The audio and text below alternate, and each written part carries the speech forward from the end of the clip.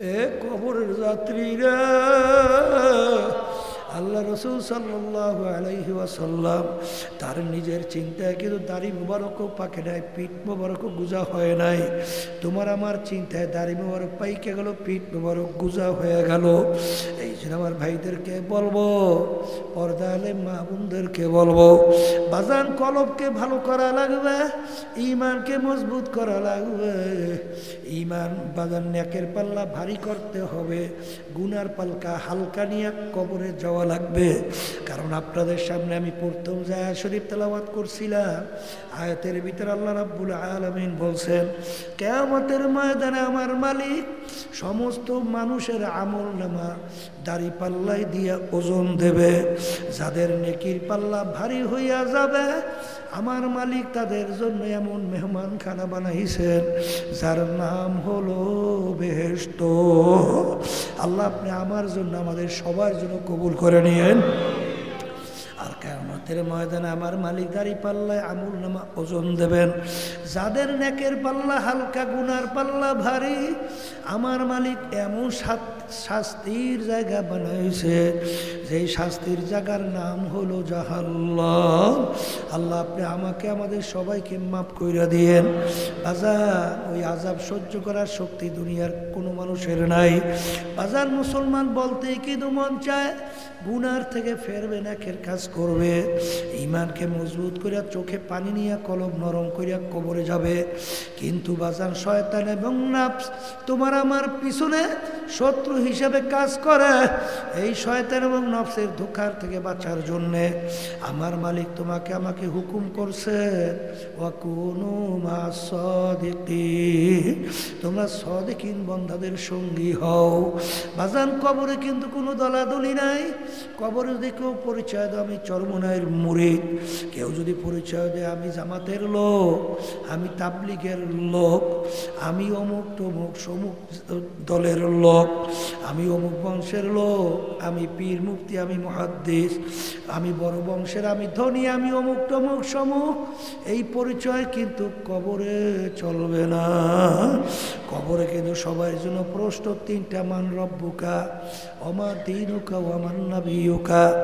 এই তিন প্রশ্নের ভিতরে কোথাও কিন্তু নাই তুমি চরমনাইন না, সারসিনান না, জৈনপুর না, ফুরফুরা, তুমি তাবলিগ না, জামাত না, অমুক তমুক সমুক, এই পরিচয় কিন্তু কোথাও নাই। আমার বাজানদেরকে বলবো, পর্দালে মা বোনদেরকে বলবো, দলাদলি বুঝি টুজি না, আমাদের উদ্দেশ্য হলো নেকের পাল্লা ভারী করা লাগবে, ইমানকে মজবুত করা লাগবে, কলব ভালো কইরা চোখে পানি নিয়ে কবরে যাওয়া লাগবে। জোরে বলেন কথা ঠিক না বেঠিক? এ কবরের যাত্রীরা, পর্দালে মা বোনেরা, এক শ্রেণী আমার বাজানরা, পর্দালের মা বোনেরা, এখনো তারা বাজার কোরআন এবং হাদিস অনুযায়ী এখনো নিজের জীবনকে চালান না। বাজারে এখনো দুনিয়া মানব চিত্ততন্ত্র মন্দের সঙ্গে জড়াইয়া যারা দিন রাত্র বাজান কাটাইতেছেন, আমি সেই বাজানদেরকে বলবো, কিয়ামতের ময়দানে আমার মালিক ওই সত্য কালামের ভিতরে ঘোষণা করছেন, ইয়াউমা নাদউ কুল্লা উনাসিন বিইমামিহিম। কিয়ামতের ময়দানে আমার মালিক প্রত্যেকটা মানুষকে তার দলের নেতা নেত্রীর সঙ্গে ডাকবে। ডাইকে আমার মালিক বলবেন, তোর দলের নেতা নেত্রী যেদিকে যায় ওদের পিছনে পিছনে সেই দিকে চইলা যায়। এক কথায় আমার মালিক বলছে, তোর নেতা নেত্রী যেখানে জায়গা তোরও সেইখানে জায়গা। আমি বলছি না, আল্লাহ বলছেন। আমার ভাইদেরকে বলবো, পর্দালে মা বোনদেরকে বলবো, আমার কেউ রাগ কইরো না রে বাজান। বাজান তোমার কবরে তুমি যাবা, আমার কবরে আমি যাবা। যদি খোদা না কাজটা না ফরমান হইয়া কবরে যাও, আল্লাহর হাবিব বলেন, আল কবরু রাউযাতুম মিন রিয়াজিল জান্নাহ আও হুফরাতুম মিন হুফারিন নার। আমার উম্মতেরা এই যে কবর দেখো, যারা কাছে এই কথা, যাদের ঈমান নাই তাদের সঙ্গে কোনো আলোচনাও নাই। আল্লাহ রাসূল বলেন, আমার উম্মতেরা এই যে কবর দেখো, এই কবর কিন্তু আসল কবর না।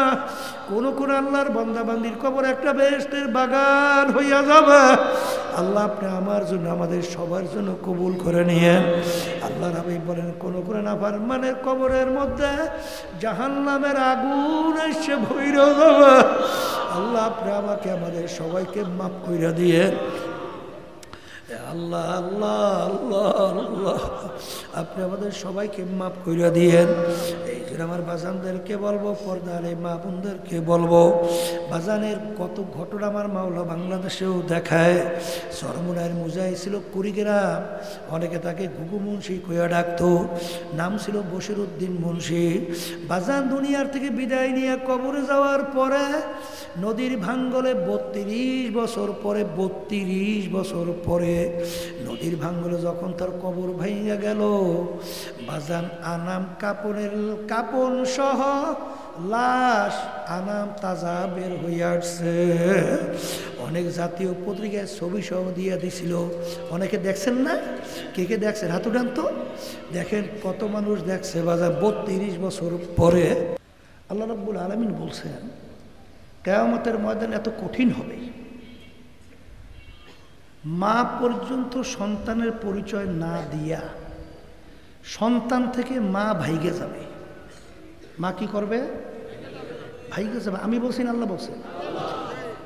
তাহলে সন্তান থেকে মা যদি ভাগে, আচ্ছা বলেন তো, মায়ের চেয়ে দ্বিতীয় আপন এর চেয়ে বেশি কে আছে? আছে? তাহলে মা যদি সন্তান থেকে ভাগে, তাহলে অন্য কারো কাছে যে এর নেকি সংগ্রহ করা বা নেকি পাওয়া আশা করাও তো একটা অবাস্তব কল্পনা।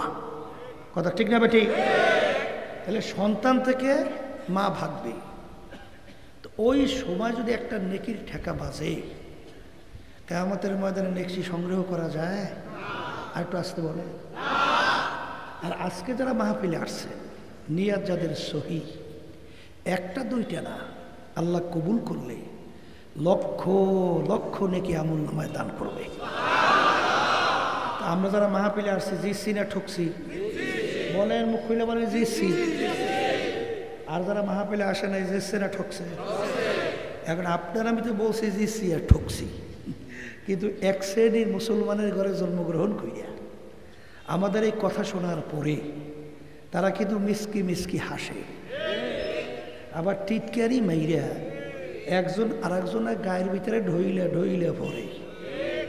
আবার এক শ্রেণীর আরেকটু বাইরা বলে হুজুর গাঁজাখুরি কথা। আবার আমাদেরকে আর এক দল বলতেছে আমরা নাকি ধর্মান্ধ, নাউজুবিল্লাহ। আবার আর এক শ্রেণী বর্তমানে বলতে চায় হুজুর এই দেশটা রেখাইছে। কি কথা বলেন না কেন? আছে না নাই? এই বাংলাদেশের সংখ্যা অভাব নাই, কথা ঠিক কিনা? আমি আমার ভাইদেরকে বলবো, কত বড় জুলুমের কথা। হুজুররা দেশটা কিভাবে খাইল? প্রেসিডেন্ট থেকে শুরু করে এলাকার চৌকিদার পর্যন্ত কোথায় হুজুররা দায়িত্ব পালন করে? দায়িত্ব পালন করে সব দেই খাজুরেরা। কারা? তা দেশ চালাইল খাজুরেরা, দেশ বলে খায় হুজুরেরা। একটা অযৌক্তিক কথা না? দেশ যে কারা খাইছে এত আমরা পেপার পত্রিকা খুললেই দেখি। শুধু খায় নাই, খাইয়া বরিশালে আমরা কই যোগাযোগ করছে। খায় নাই শুধু, একেবারে যোগাযোগ করে গেছে। কথা ঠিক কিনা? আচ্ছা, আমি বাজানদেরকে বলি, শোনেন, আমাদেরকে বলে ওরা ধর্মান্ধ, বুঝলেন? আবার ওরাই নাকি অনেক কিছু বোঝে, আমরা নাকি কিছুই বুঝি না। কথা ঠিক না? ওরা আমাদেরকে বলে আমরা নাকি গাঁজাখুরি কথাবার্তা বলি। নাউজুবিল্লাহ। বলে কে কারণ আছে না? যেমন ওলামায়ে কেরাম বয়ান করে, এই আল্লাহর বান্দারা, পর্দা আলে মা বোনেরা, আল্লাহ রাব্বুল আলামিন যাকে কিয়ামতের ময়দানে ছোট একটা বেহেশত দান করবে, এই 10টা দুনিয়ার সমান। কয় দুনিয়ার? তাও আবার ছোট দেবে একজনকে। কি বুঝলেন? একজনকে দেবে ছোট বেহেশত। এরকম 10টা দুনিয়া একত্রিত করলে যত বড় হয়, এত বড় বেহেশত দান করবে, তাও আবার পরিমাণে ছোট, তাও দেবে একজনকে। এখন ওরা বলে, শুনছো হুজুর গো, অবাস্তব কথা। একজনকে যদি আল্লাহ দেয় 10 দুনিয়ার সমান বেহেশত ছোট, তাহলে 1-2 লোক কি বেহেশতে যাবে? আসতে বলে না, কোটি কোটি মানুষ। তাহলে কোটি কোটি মানুষ বেহেশতে যায়, ছোট বেহেশত 10 দুনিয়ার সমান, বড় বেহেশতের তো কোনো পরিমাণই নেই, ওরা কত বড়। তাহলে কোটি কোটি মানুষ যাবে বেহেশতে, এত জায়গা মাওলায় পায় কই? কথা বুঝে না, বুঝলি? এরা বস্তুবাদী, বস্তুবাদী। যা দেখি না দু নয়নে, বিশ্বাস করি না গুরুর বচনে। কথা ঠিকই না? গ্রামে একটা কথা আছে, কুয়ার ব্যাঙের কথা শুনছেন? কুয়ার ব্যাঙ, কুয়ার ব্যাঙ বুঝেন? এই ছোট্ট কুয়া আছে না, ওইর ভিতরে ব্যাঙ। এই কুয়ার ব্যাঙ কি কোনোদিন সমুদ্রের খবর নিতে পারে? হ্যাঁ, কুয়ার চিন্তা ব্যাঙ থাকবে তো কুয়ার এই চিন্তা, ও সমুদ্র সম্পর্কে কি চিন্তা করে? আল্লাহ রাব্বুল আলামিন মানুষ সৃষ্টি করছেন, আমাদের যে আল্লাহ রাব্বুল আলামিন জ্ঞান দান করছেন, বুঝ দান করছেন, এখনো হিসেবের মধ্যে পড়ে? কথা কয় না। এই কুয়ার ব্যাঙ খবর লয় সমুদ্রের। কথা ঠিক নেবেন? আচ্ছা শোনেন, বর্তমান যুগে আধুনিক যুগ, আলহামদুলিল্লাহ, এখন বৈজ্ঞানিকদের আবিষ্কারে আল্লাহর রহমতে জায়গা পাওয়া গেছে, মালিকের জায়গার বলে অভাবই নেই। বলে হুজুর তাকাবো। শোনেন, কিছুদিন আগে আমেরিকার একটা গবেষণা কেন্দ্র আছে, নাম হয়েছে নাসা, মহাকাশ নিয়ে রিসার্চ করে। কথা বলছেন? এই নাসা মহাকাশ নিয়ে রিসার্চ করতে যাইয়া কিছুদিন আগে মহাকাশের মধ্যে একটা গর্তের সন্ধান পাইছে। কি সন্ধান? এই গর্তের নাম রাখছে কৃষ্ণ গহ্বর। কি গহ্বর? অন্ধকার গুহা। সেই গর্তের মুখটা কতটুকু শুনবেন না? কথা কয় না। এই বৈজ্ঞানিকরা আবিষ্কার করে বলতেছে, আমরা যে সূর্যটা দেখতেছি, এই সূর্যটা নাকি দুনিয়ার থেকে 13 লক্ষ গুণ বড়। কত লক্ষ? কিন্তু বৈজ্ঞানিকদের কথা, কথা ঠিক কিনা? আচ্ছা, ওই যে গর্তের সন্ধান পাওয়া গেছে, ওই গর্তের মুখটা কত বড়? বৈজ্ঞানিকরা বলতেছে এরকম 30,000 কোটি সূর্য। কত হাজার? এরকম 30,000 কোটি সূর্য একত্রিত করলে যত বড় হবে, একসঙ্গে গর্তের মুখের ভিতরে ঢুকেই দেওয়া যাইবে। এখন আপনার জ্ঞান তো বহুত, এখন বলেন তো গর্তের মুখটা কতটুকু? কুয়ার ব্যাঙ খবর নাই সমুদ্রের। কথা ঠিক না বেটা? ওর জ্ঞান কতটুকু? এখন বৈজ্ঞানিকরা বলতেছে এরকম 30,000 কোটি সূর্য একসঙ্গে গর্তের মুখে ঢুকাই দেওয়া যায়। এও নাকি ছোট ছোট গর্ত, এর চেয়েও নাকি বড় বড় গর্তের সন্ধান পাওয়া যায়। এখন আমার মালিক যদি ঘোষণা করতেন, যাকে ছোট বেহেশত দান করব 100 দুনিয়ার সমান, মালিকের জায়গার অভাব আছে? আর একটু আসতে বলে আছে। ওরা বলে বস্তুবাদী, যা দেখে না তা বলে বিশ্বাস করে না। কথা ঠিক না? ওরে কপাল পোড়ার জাত, দেখো না, বিশ্বাস করো না। যদি প্রশ্ন করি তুমি কি জ্যান্ত মানুষ না মরা, ও বলবে আমি জ্যান্ত। জ্যান্ত মানে করবি তার রূহ আছে না নাই? আমি যদি প্রশ্ন করি ভাই বলো তো তুমি জ্যান্ত মানুষ, তোমার ভিতরে রূহ আছে, তুমি স্বীকার করছো, তাহলে বলো তো তোমার রূহটা কালা না নীলা না লাল না চ্যাপটা না মোটা না গোল না লম্বা না পুতা? একটু বলো তো বিবরণ। কি বলবে? বলবে দেখি নেই। কি বলবে? তাইলে তোর ভিতরে আমার মালিক গোপনে রূহ রেখে তোমাকে কথা বলাইতে পারে, হাঁটাইতে পারে, কাজ করাইতে পারে। সেই মালিক গোপনে তোকে কবরে রাইখে আযাব দিতে পারে না? যেরকম পারে। এই ওরা বলে সব বোঝে। শোনেন, এই মানুষ এবং পশুর মধ্যে পার্থক্যটা কি বোঝা লাগবে। মানুষের যা যা প্রয়োজন পশুর তা যা প্রয়োজন নাই, আসতে কর আছে না নাই? আমাদের খাওয়া লাগে, পশুর লাগে না? আমাদের ঘুম লাগে, পশুর লাগে না? আমাদের আরামায়েশের দরকার আছে, পশুর লাগে না? আমাদের বিবি বাচ্চা আছে, পশুর নেই? তাহলে এক কথায় আমাদের যা যা দুনিয়ার চাহিদা সব পশুরও তো দরকার আছে না নাই? এই জোরে কর। তাহলে পশু মানুষের ভিতরে পার্থক্যটা কি? বরঞ্চ আমরা যদি হিসাব করি, আল্লাহ রাব্বুল আলামিন মানুষকে সৃষ্টি করছেন সমস্ত মাখলুকাতের ভিতরে দুর্বল কইরা। কি কইরা? এখনই বুঝবেন। এই মানুষের একটা বাচ্চা হয়েছে, কোন জায়গায় মায়ের দুধ তালাশ করে বের করে খাইতে পারে? হ্যাঁ, 2-2.5 বছর পর্যন্ত ঠিক মতো 5-7 বছর তো বুঝেই না কিছু, কথা কয় না। আর একটা গরুর বাচ্চা হয়েছে, 1 ঘন্টা যাইতে না যাইতে ও লাফাই দাঁড়াই গেছে। এরপরে তালাশ করে কোন জায়গায় মায়ের দুধ, ওই তালাশ করে বের করে। এরপরে মায়ের ওলানের ভিতরে দুধ যদি শক্ত হয়ে যায়, মাথা দিয়ে ঠুস মাইয়া নরম করে বের করিয়া খায়। তার জন্মগতভাবে পশু সবল, মানুষ দুর্বল, কথা ঠিক? হায়াতের দিক থেকে মানুষ দুর্বল, পশু সবল। একটা কাসিম, ওর নাকি হায়াত প্রায় 350 বছর। একটা সাপের নাকি হায়াত প্রায় 250 বছর। একটা ওই যে শোনেন নাই শগুন নাকি জানি, ওর নাকি ওই চোখের পাওয়ার প্রায় 750 মাইল, কথা বুঝছেন? তাহলে হায়াতের দিক থেকে পশু সবল, মানুষ আবার একটা আসতে কর। চোখের দৃষ্টিতে আমরা আলোতে দেখি, অন্ধকারে দেখি। আর এক শ্রেণীর পশু পাখি আলোতেও দেখে, অন্ধকারেও দেখে। আমাদের চোখের পাওয়ার একটা সীমা আছে, এরপর দেখি না। কিন্তু রাজহাঁস বর্তমানে আবিষ্কার হয়েছে।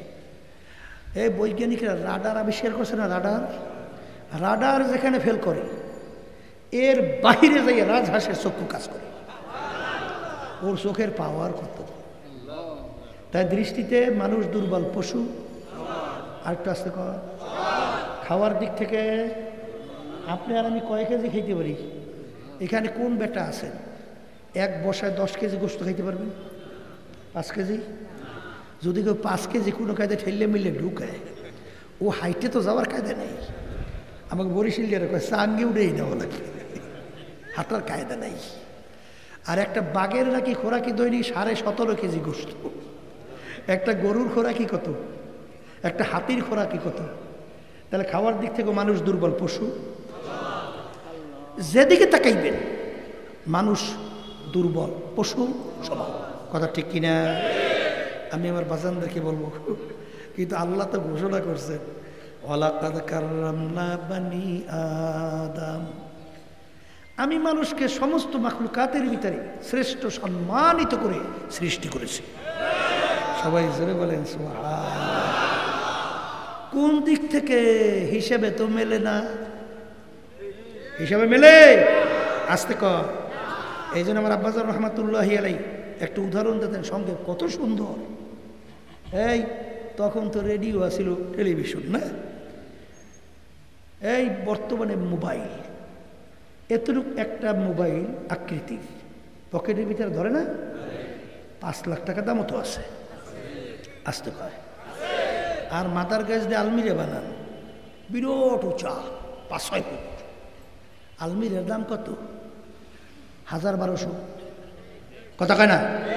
মাদার গাছ সেন্সে আমরা দেশ কি কয়? মান্দার গাছই কয়। হ্যাঁ, যা কর বুঝছেন তো। তাহলে মান্দার গাছ দিয়ে আলমিরা বানান, ও দাম 1000-1200। একটা ছোট মোবাইল, ওর দাম 5 লাখ, লক্ষ লক্ষ টাকা। এর কারণ কি? ওই মোবাইলের ভিতরে এমন একটা শক্তি, তামাম দুনিয়ার যে কোনো প্রান্তের থেকে ও কথা ক্যাচ করে নিয়ে আসতে পারে। এমনকি ছবি সহ নিয়ে আসে, দেখাও যায়, বলাও যায়, কথা ঠিক? কিন্তু ওই আলমিরার ভিতরে এই শক্তিটা নাই। কিন্তু এই মোবাইলে ফার যদি ফুরিয়ে যায়, আর মেকার যদি বলে যে ভাই এ পুরিয়া ছাই, কোনো কাজ হবে না, এখন ফেলাই দেওয়া ছাড়া গতি কি আছে? কোনো গতি? কিন্তু ওই আলমিরা মান্দার গাছে ও যদি পয়সাও যায়, লাকড়ি বানাইয়া আগুন জ্বালাইয়া ভাত তরকারি পাক করে খাওয়া যায়। কথা ঠিক কিনা? মানুষের দাম কিন্তু বংশের দিক থেকে না, শিক্ষার দিক থেকে না, সম্পদের দিক থেকে না, টাকার দিক থেকে না, চেয়ারম্যান মেম্বারের দিক থেকে না, পীর মুফতি মুহাদ্দিসের দিক থেকে না। মানুষের ভিতরে আল্লাহ রাব্বুল আলামিন এমন এক পার্স দান করছেন, ওই পার্সের কারণেই মানুষের সম্মান। কথা ঠিক না বেটি? ওই পার্সের নাম হলো কলব। জোরে বলেন, পার্সের নাম কি? ওই কলবের কারণেই মানুষের সম্মান বাড়ে এবং কমে। এই কলবের কি শক্তি জানেন? আমাদের তরিকার মুরব্বী রশিদ আহমদ গাঙ্গী রহমতুল্লাহি আলাইহি এক বুড়ো এসে বলতেছে, হুজুর 3 দিন মধ্যে ছেলেটা পাই না। হ্যাঁ, এমনভাবে মানে পেরেশান হয়ে গেছে, বুড়া মারা যাওয়ার দুঃখ। হুজুর চক্ষু বন্ধ করে একটু মিষ্টির দিকে মাথাটা কিছুক্ষণ রাইখা উঠে বলতেছেন, যাও বাবা, ছেলে তোমার বাড়ির দরজায় আসছে। যাওয়ার পরে যাইয়ে দেয় ছেলে বেউসে বই রয়েছে। কি বাবা? হুশ হওয়ার পরে গেছালা কোথায়? একটা জিন আব্বা মা কুড়াই নিয়ে দ্বীপের ভিতরে ফেলাই রাখছে। গাছ নাই, বাড়ি নেই, কোনো ঘর নাই, পানি নেই। আমার রুহু বের হবে হবে, হঠাৎ দেখি কুতুবুল আলম রশিদ আহমদ গাঙ্গী রহমতুল্লাহি আলাইহি আমার পাশে এসে দাঁড়াইয়ে গেছে। বলতেছেন, কি করো? হাত ধরছে, বলতে পারি না কি হয়েছে। ওমর ফারুক রাদিয়াল্লাহু তাআলা আনহু মেম্বারে খুতবা দিতেছিলেন। সারিয়া রাদিয়াল্লাহু তাআলা আনহু প্রায় 200-250 কিলোমিটার দূরে যুদ্ধ করে। কয় কিলোমিটার? 200-250 কিলোমিটার দূরে খুতবার ভিতরে বলতেছে, সারিয়া পাহাড়ের দিকে তাকাও। কি রে ব্যাপার? এই নামাজ শেষে বলে, আমিরুল মুমিনিন খুতবার ভিতরে সারিয়া রাদিয়াল্লাহু তাআলা আনহু কথা কি বলে? বলে, আমি দেখতেছিলাম সারিয়া যুদ্ধ করতেছে, পিছনে পাহাড়, তাদের কোনো খেয়াল নাই, পিছন থেকে শত্রুরা প্রস্তুতি গ্রহণ করছে তাদের উপরে আক্রমণ করবে। তখন আমি তাকে জানাইয়া দিছি, পাহাড়ের দিকে তাকাও। কোথায় রয়েছে সারিয়া রাদিয়াল্লাহু তাআলা দলবল, আর কোথায় রয়েছে আমিরুল মুমিনিন? যখন নাকি সারিয়া রাদিয়াল্লাহু তাআলা দলবল সহ কি করছেন? বিজয় লাভ করছেন। এখন লোকজন কৌতূহল, তারা জানার জন্য পথে আগাইয়া অপেক্ষা করতেছে। সারিয়া রাদিয়াল্লাহু তাআলা আনহুকে জিজ্ঞাসা করে, ভাই অমুক দিন জুমার সময় তুমি আমিরুল মুমিনিন তার কোনো নির্দেশ পাইছো? বলে, হ্যাঁ পাইছি। কি পাইছি? বলে, আমাকে বলতেছিল আমিরুল মুমিনিন সারিয়া পাহাড়ের দিকে তাকাও। আমি যদি না তাকাইতাম, পিছন থেকে আমাদের আক্রমণ করে সম্পূর্ণ ধ্বংস করে ফেলত। কোথায় রয়েছে আমিরুল মুমিনিন আর কোথায় কি? শক্তি কেমন? শোনেন, আসলে আমরা তো নিজেদের পরিচয় ভুলে যাওয়ার কারণে আজকে একটা পিপিলিকা পর্যন্ত আপনাকে আমাকে সম্মান করে না। ঠিক কিনা? ওমর ফারুক রাদিয়াল্লাহু তাআলা আনহু জামানা, নীল নদীর নাম শুনছেন? শুনছেন না? নীল নদীর নিয়ম ছিল প্রতি বছর শুকিয়ে যায়। একটা যুবতী সুন্দরী মেয়েকে যদি নীল নদীর ভিতরে বলি দেওয়া হইতো, বলি বোঝেন তো, তাইলে পানি আসতো। আর ওই পানি এত গুরুত্বপূর্ণ, ওই পানি খাইয়া এলাকার লোক বাঁচে, আর পানি দিয়ে ফসল হয়, ফসল খাইয়ে মানুষ বাঁচে। আমিরুল মুমিনিন আয়ত্তে যখন নীল নদী আইসে গেছে, এখন নিয়ম অনুযায়ী পানি শুকাইছে। কি করছে? এখন নিয়ম কি? পানি আসতে হলে কি করা লাগবে? হ্যাঁ, ইসলামের জায়েজ আছে না?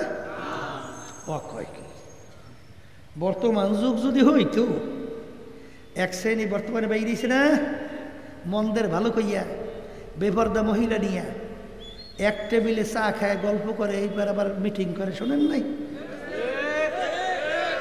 উপায় কি আছে না? নাই। এখন আমাদের যুগে যদি এই হইতো, আল্লাহ মাফ করো, তাহলে কত ফতুয়া যে বের হইতো। এই লক্ষ লক্ষ রুহু বাঁচানো লাগবে, আগে দে একটা জবাই দিয়ে। কথা হয় না?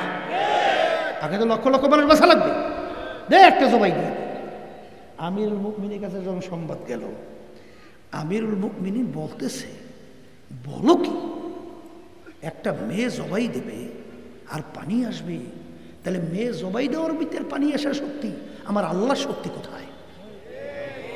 ঈমান তাদের অবস্থান কি? তখন আমিরুল মুমিনিন এই নদীর কাছে চিঠি লেখে।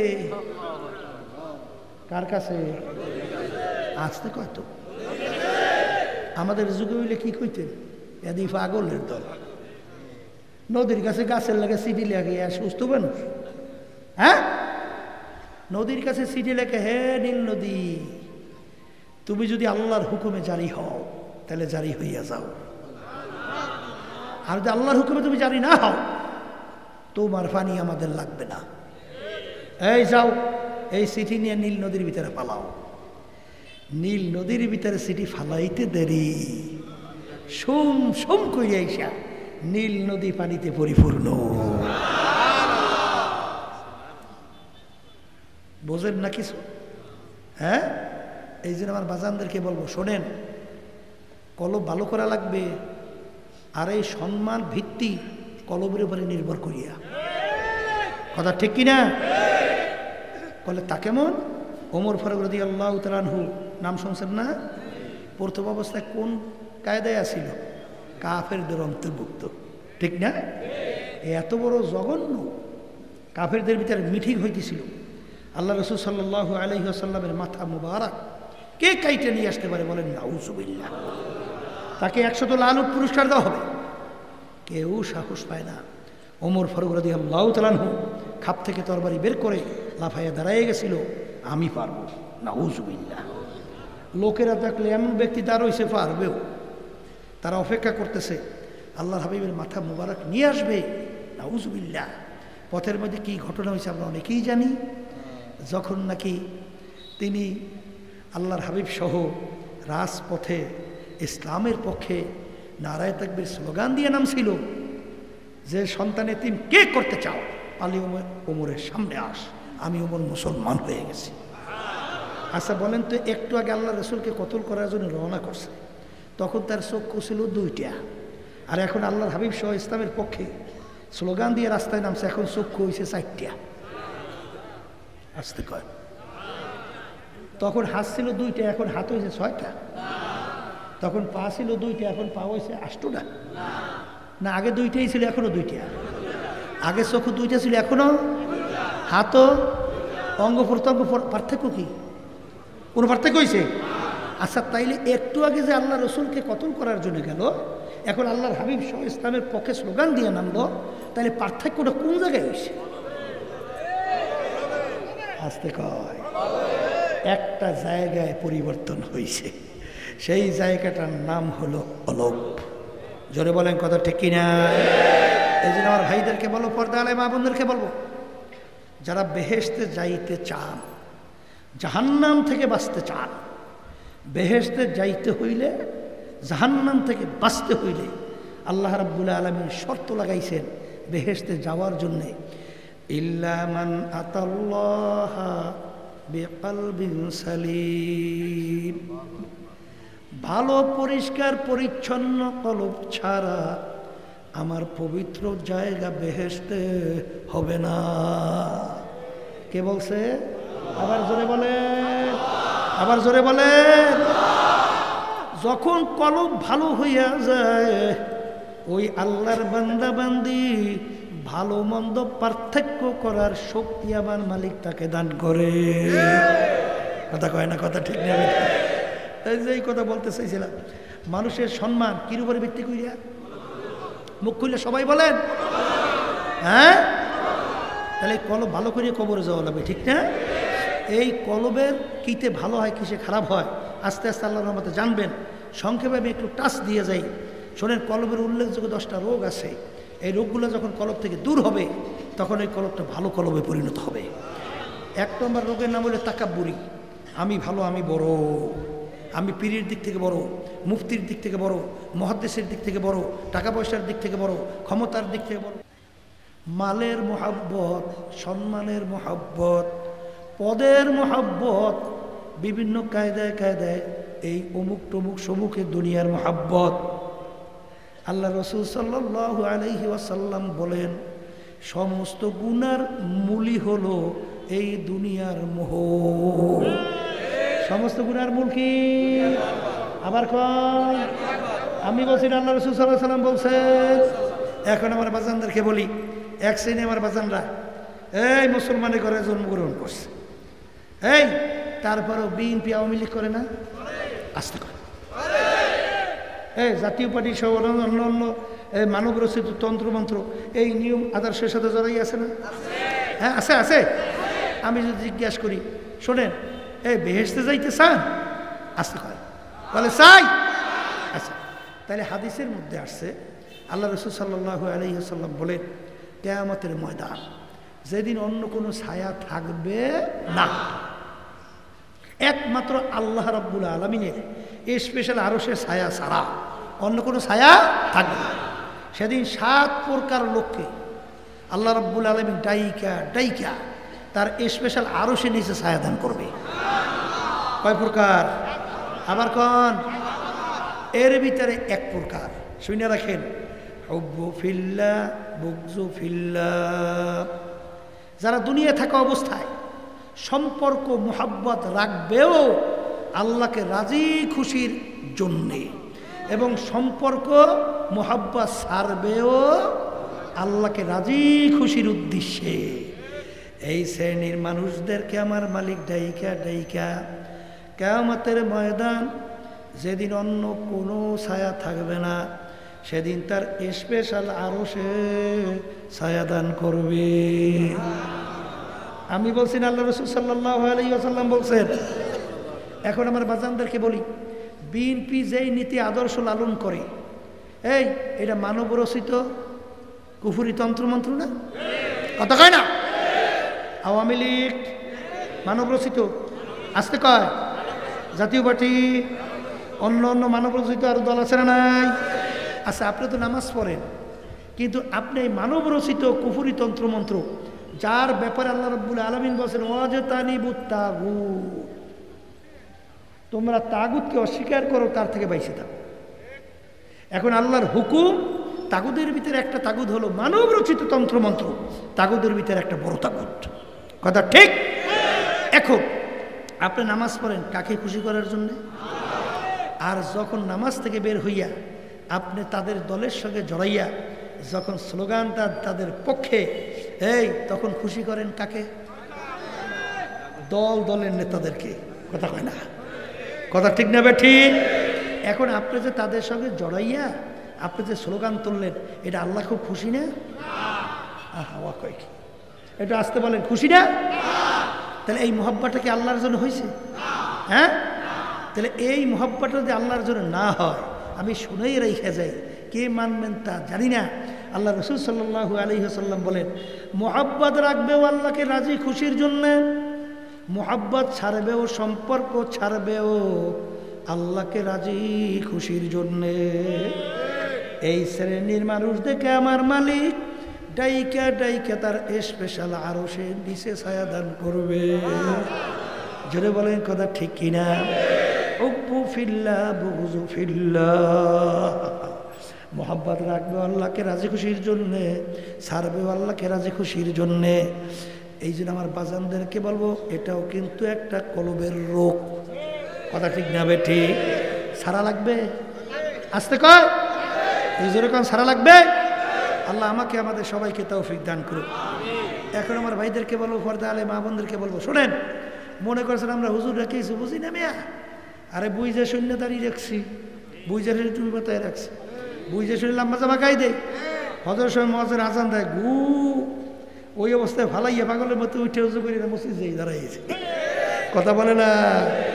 কারণ কি, ভালো করে চিন্তা ভাবনা করে দেখলাম, দুনিয়া সৃষ্টির পরে যত বড় বড় বৈজ্ঞানিক দার্শনিক, যত লেখক দুনিয়াতে আসছিল, তারা যত লেখা লেখলো, কারো লেখার ভিতরে চ্যালেঞ্জ করতে পারে নাই।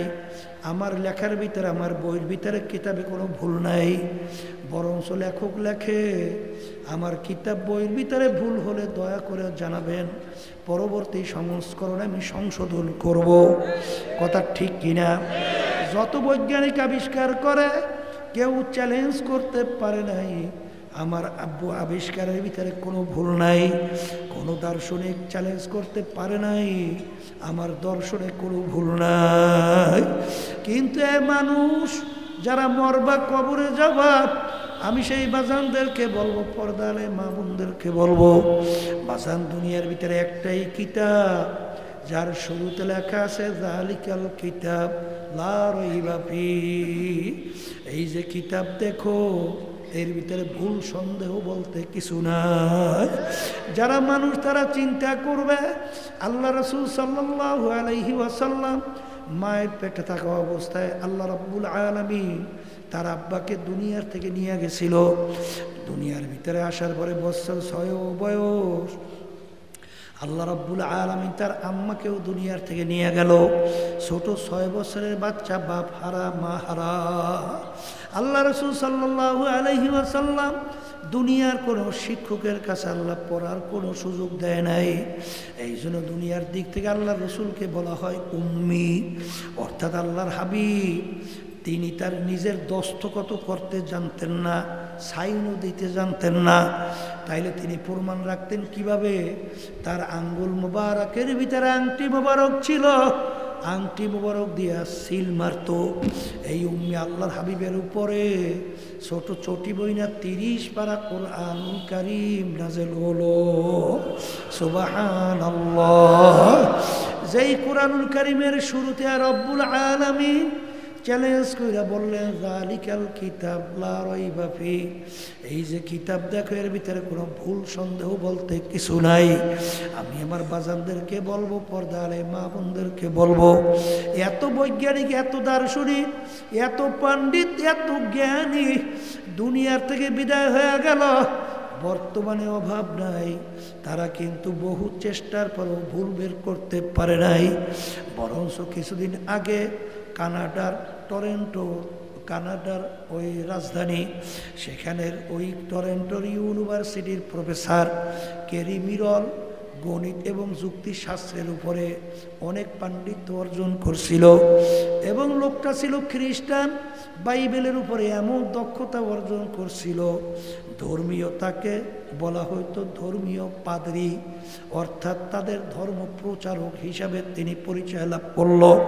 তার সঙ্গে যখন আহমদ দিদারের সঙ্গে ডিবেট হয় যে আহমদ দিদার বলে কোরআনুল কারীম ঠিক আর তিনি বলেন বাইবেল ঠিক, এক পর্যায়ে তিনি কোরআনুল কারীম কেরি মিরল যখন নিয়ে রিসার্চ শুরু করলো, এক পর্যায়ে দেখে কোরআনুল কারীমের শুরুতে খোলার পরেই দেখে যালিকাল কিতাব লা রাইবা ফীহি।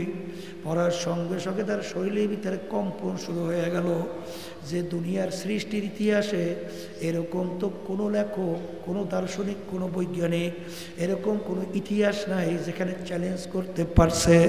ব্যাপার কি? কিভাবে চ্যালেঞ্জ করলো? তিনি যতই সামনে যাই রিসার্চ করে ভুল বের করার জন্য, তার খেয়াল ছিল কোরআনুল কারীম নাযিল হলো প্রায় 1450 বছর হয়ে গেল। কোরআনুল কারীম তখন কিন্তু কোনো বিজ্ঞান ছিল না, কোনো আবিষ্কার ছিল না, কোনো ফ্যাক্ট ছিল না, কোনো ইন্টারনেট ছিল না, কোনো মোবাইল ছিল না, তখন কোনো স্যাটেলাইট ছিল না, বিভিন্ন কায়দায় কোনো অত্যাধুনিক আধুনিক কিছুই ছিল না। তাহলে কোরআনুল কারীমের সঙ্গে বর্তমান যুগে বৈজ্ঞানিকদের আবিষ্কারের সঙ্গে এটা কিন্তু টক্কর লাগবেই, ভুল বের করা যাবে। এই চিন্তা করিয়া তিনি যখন কোরআনুল কারীমের মধ্যে রিসার্চ করতে যাইয়া দেখে কোরআনুল কারীম প্রতি উত্তর তাকে দিয়া দেয় কেরি মিরল, তুই যত তালাশ করো এর ভিতরে ভুল পাবি না। এক পর্যায়ে কেরি মিরল দেখলো কোরআনুল কারীম নাযিল হইল মুহাম্মদুর রাসূলুল্লাহ সাল্লাল্লাহু আলাইহি ওয়াসাল্লাম তার উপরে। তাইলে সেখানে তো তার এবং তার বংশীয় গুণকীর্তন বেশি থাকার কথা, কিন্তু সেই কিতাবের ভিতরে তাদের নবী ঈসা আলাইহিস সালাতু ওয়াস সালাম, মারইয়াম আলাইহিস সালাতু ওয়াস সালামের নাম প্রায় 34 বারের মতো প্রশংসা সহকারে আসছে। তিনি আশ্চর্য হয়ে গেল যে অন্য ধর্ম গ্রন্থের ভিতরে আমাদের নবীর প্রশংসা কেন আসলো আর আল্লাহ রসুলের নাম মাত্র 4 বার আসছে। বাজান এরপরে তালাশ করে এক পর্যায়ে কেরি মিরল তিনি নিজেই কালিমা পয়রা মুসলমান হইয়া গেল। এ কবরের যাত্রীরা, আল্লাহর বন্দারা, পর্দায় মা বোনেরা, এ ধনী আমার বাবারা, হে ক্ষমতা সম্পূর্ণ আমার বাবারা, হে বড় বংশ আমার বাবারা, দুনিয়া কিন্তু ক্ষণস্থায়ী, আখিরাত কিন্তু স্থায়ী। দুনিয়া কেমন ক্ষণস্থায়ী বাজার, সেদিনকারও আমি বাজার সাতক্ষীরা থেকে আসলাম, মাওলানা এহসান সাহেব আমার সঙ্গে দেখা করলো। বাজার পরশুদিন শুনতেছি হঠাৎ তিনি দুনিয়া থেকে বিদায় হয়ে চলে গেছে। আসলে কে কোন সময় কিভাবে রওনা করবে তোমারও জানা নাই, আমারও কিন্তু জানা নাই। কিন্তু কবরের যাত্রীরা একটু মাঝে মাঝে নিরিবিলি চক্ষু বন্ধ করে মুরাকাবা করো। আজকে যাদের জন্য জীবন শেষ করলা, যেই দলের জন্য, যেই নেতা নেত্রীর জন্যে, যেই সন্তানদের জন্যে, যেই আত্মীয় স্বজন স্ত্রীদের জন্য, যেই স্বামীদের জন্য জীবনকে শেষ কইরা ধরাকে সরাগান মনে করো নাই, সাদাকে সাদা মনে করো না, পরের মাল সম্পদ ধোকাবাজি কইরা, বিভিন্ন টেন্ডারবাজি সাদাবাজি কইরা সম্পদের পাহাড় গুছাও। হারামকে হারাম মনে করো না, ঘুষকে ঘুষ মনে করো না, সুদকে সুদ মনে করো না। বিভিন্ন কায়দায় দলের সঙ্গে জড়াইয়া টেন্ডারবাজি চাঁদাবাজি কইরা কার জন্য এই সম্পদের ইখা যাও। একটু মাঝে মাঝে চক্ষু বন্ধ করো, মুরাকাবা করো। কারণ বাংলাদেশের ভিতরে সবচেয়ে বড় ধনীর ভিতরে একজন যমুনা গ্রুপের মালিক।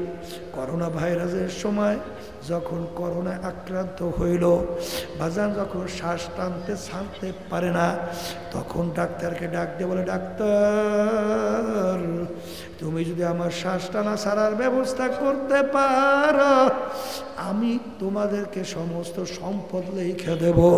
কিন্তু কই আর শ্বাস টানা ছাড়ার ব্যবস্থা করতে পারে নাই। হে আমার বড় লোক বাবারা, পর্দালের মা বোনেরা, কার জন্য জীবন শেষ করো, কার জন্য হারামকে হারাম মনে করো না, ঘুষকে ঘুষ মনে করো না, এই সম্পদ কার জন্য রাইখা যাও। একটু চিন্তা ভাবনা কইরা কবরে রওনা করো। কারণ বাজার এই বাংলাদেশের ভিতরে অনেকেই জানেন, এক বড় ধনী ব্যাংকার মারা যাওয়ার পরে তার লাশ নিয়ে গাড়ির গ্যারেজের ভিতরে ফেলাইয়া রাখছে। তার দুই সন্তান বাপের বাজান গোসল করাইয়া, কাপড় পরাইয়া, জানাজা পরাইয়া, দাফন কাফনের ব্যবস্থা না কইরা ওরা বাপের রাইখে যাওয়া সম্পদ নিয়ে মারামারি কাটাকাটি করে। ঝগড়া করতে করতে এক পর্যায়ে ওর বাপের লাশ ফুইলা ফাইটা পয়সা গন্ধ হওয়ার উপক্রম। বাপের লাশের কোনো খবর নাই, সম্পদ নিয়ে মারামারি কাটাকাটি করে। এক পর্যায়ে এলাকার লোকজন সবাই চাঁদা ধইরা তারপর তার দাফন কাফনের ব্যবস্থা করলো। হে দুনিয়াদার পাগল, তুমি দুনিয়ার থেকে বিদায় নিয়ে কবরে যাওয়ার পরে তোমার সন্তান কি তোমার কবরের পাশে যাইয়া দুই চোখের পানি ফালাইয়া, দুই হাত মালিকের দরবারে উঠাইয়া তোমার জন্য দোয়া করবে, রব্বির হামহুমা কামা রব্বায়ানি সগীরা। কি দোয়া করবে না, তোমার সম্পদ নিয়ে গুনার ভিতরে লিপ্ত থাকবে। চিন্তা ভাবনা করিয়া কবরে রওনা করো। ফরিদপুর গেছিলাম, একজন আমাকে বলে, হুজুর একটা বড় ধনী মারা যাওয়ার পরে যত অন্ধকার হইয়া আসতেছে, ঘরের ভিতর থেকে ডাক দিয়া বলে, রাত্রে তাকে এই লাশ ঘরে রাখা যাবে না। ছোট ছোট বাচ্চারা মরা লাশ দেখলে ভয় পাইবে। বাজান মসজিদের ভিতর থেকে খাট বের কইরা খাটের ভিতরে উঠাইয়া সারা রাত নিয়ে মসজিদের বারান্দায় ফালাইয়া রাখছে। ওর কষ্টের কামাই করা টাকার বাড়ি ওকে জায়গা দেয়। এই জন্য আমার বাজানদেরকে বলবো, পর্দালে মাহবুবদেরকে বলবো, দুনিয়া কিন্তু শান্তির জায়গা না, আর দুনিয়া দারুল মেহনে ওয়াল বালা। দুনিয়া কিন্তু বালা মুসিবতের জায়গা, কষ্ট ক্লেশের জায়গা। বাজান এই গরমে, এই ঠান্ডা, এই ছেলে কথা শোনে না, মেয়ে কথা মানে না, এই স্ত্রী কথা মানে না, স্বামী কথা শোনে না, শত্রু মিত্রুর কোনো অভাব নাই, রোগ ব্যাধির কোনো শেষ নাই। এরকম করতে করতে একদিন তোমার বাড়ির পাশের মসজিদের মাইকে ঘোষণা হইতে থাকবে, বাড়িওয়ালা নাই রে বাড়ি, নাই রে দুনিয়াতে, বাড়িওয়ালা নাই রে বাড়ি, নাই রে দুনিয়াতে। এই তো তোমার জীবন শেষ হয়ে গেল। এই যে আমার বাজানদেরকে বলবো, দুনিয়ায় শান্তি চাইলে কেউ কোনোদিন পায় নাই, কেউ কোনোদিন পাবে না। যদি না পায়, না থাকতে পারো, তাহলে আমার বাজানদেরকে বলবো, একদিন হঠাৎ জিবরাইল আলাইহিস সালাম আসছেন আল্লাহ রাসূল সাল্লাল্লাহু আলাইহি ওয়াসাল্লাম সঙ্গে দেখা করার জন্য। আল্লাহর হাবিব বলেন, ভাই জিবরাইল, এরকম অসময় তো আপনি কখনোই আসেন না, এরকম সময় আপনি কেন আসলেন? জিবরাইল সালাম বলে, আল্লাহর রাসূল, আমার মালিক আমাকে বেহেশত জাহান্নাম দেখাইছে, বাহির পাশ ভিতর পাশ সব আমাকে দেখাইছে। আমার মালিক জাহান্নাম যেভাবে তৈরি করছে, ওই এক সেকেন্ডের আযাব সহ্য করার শক্তি দুনিয়ার কোনো মানুষের নাই। এই কথা বইলা জিবরাইল আলাইহিস সালাতু ওয়াস সালাম কান্দে। আল্লাহর হাবিব বলেন, ভাই জিবরাইল, আমার মালিক তো আপনাকে সবচেয়ে সম্মানিত ফেরেশতা হিসেবে কবুল করছেন, সম্মানিত ফেরেশতা হিসেবে আমার মালিক আপনাকে দান করছেন, আপনি হারে কেন কান্দেন? জিবরাইল সালাতু ওয়াস সালাম বলেন, আল্লাহর রাসূল, হারে ইবলিস তো মাওলার নৈকট্যের ছিল, সম্মানিত ছিল, ওর ব্যাপারে আমার মাওলার কি সিদ্ধান্ত হইল? হারুত মারুত তো মাওলার ফেরেশতা ছিল, তাদের ব্যাপারে আমার মালিকের কি সিদ্ধান্ত হইল? আমি তো জানি না আমার ব্যাপারে আমার মালিকের কি সিদ্ধান্ত, এই জন্য আমি কান্দি।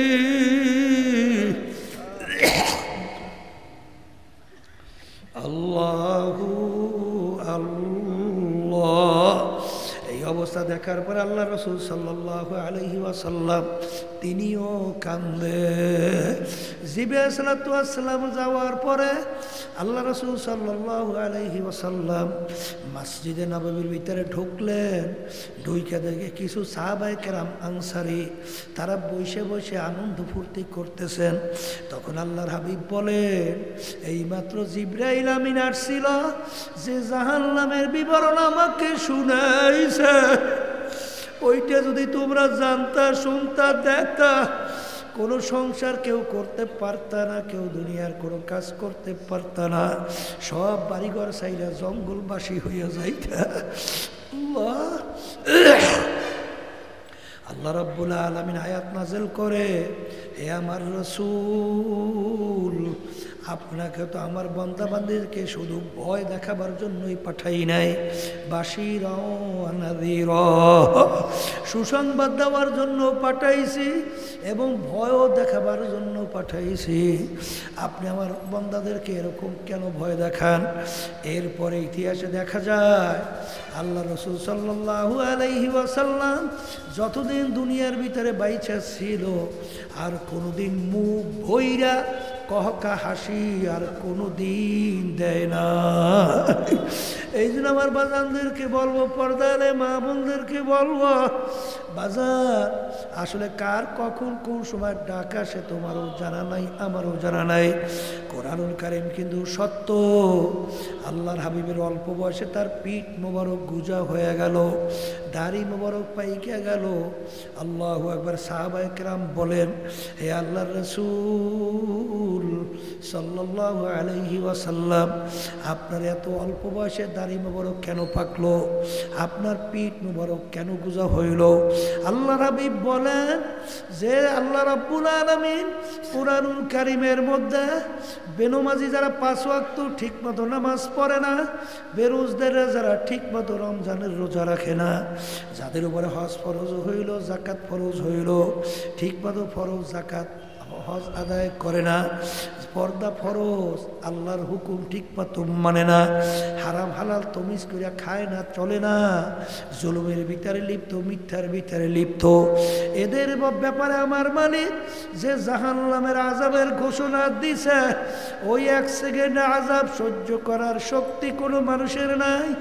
আমার উম্মত কিভাবে ওই জাহান্নামের আগুনে জ্বলবে, এই চিন্তায় চিন্তায় আমি রসুলের দাড়ি পাইকে গেল, আমি রসুলের পেট গুজা হয়ে গেল। আমার উম্মত কিভাবে জাহান্নামের আগুনে জ্বলবে, এই চিন্তায় চিন্তায় আমি রসুলের দাড়ি পাইকে গেছে। এ কবরের যাত্রীরা,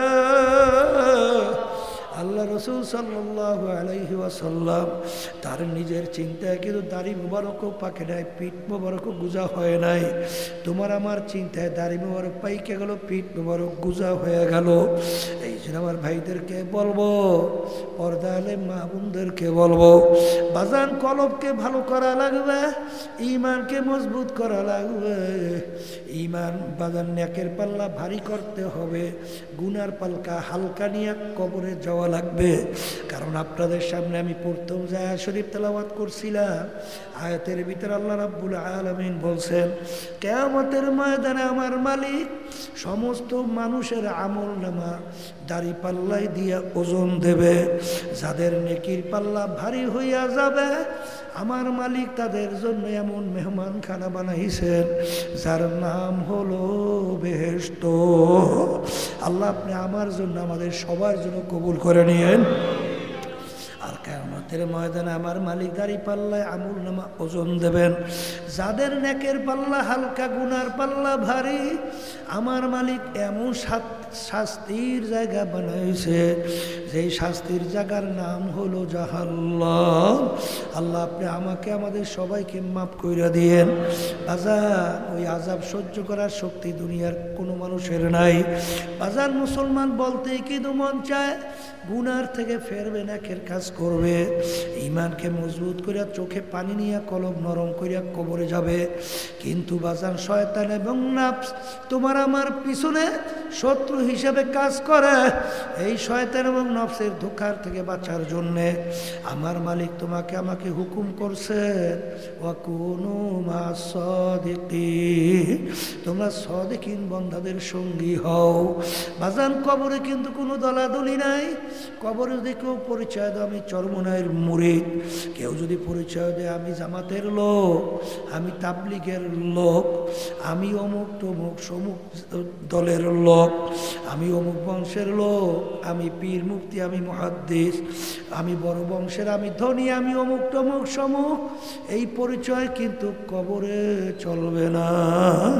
কবরে কিন্তু সবার জন্য প্রশ্ন তিনটা, মান রব্বুকা, ওমা দীনুকা, ওয়া মান নাবিয়ুকা। এই তিন প্রশ্নের ভিতরে কোথাও কিন্তু নাই তুমি চরমনাই না, সারসিনার না, জৈনপুর না, ফুরফুরা, তুমি তাবলিগ না, জামাত না, অমুক তমুক সমুক, এই পরিচয় কিন্তু কোথাও নাই। আমার বাজানদেরকে বলবো, পর্দালে মা বোনদেরকে বলবো, দলাদলি বুঝি টুজি না, আমাদের উদ্দেশ্য হলো নেকের পাল্লা ভারী করা লাগবে, ইমানকে মজবুত করা লাগবে, কলব ভালো কইরা চোখে পানি নিয়ে কবরে যাওয়া লাগবে। জোরে বলেন কথা ঠিক না বেঠিক?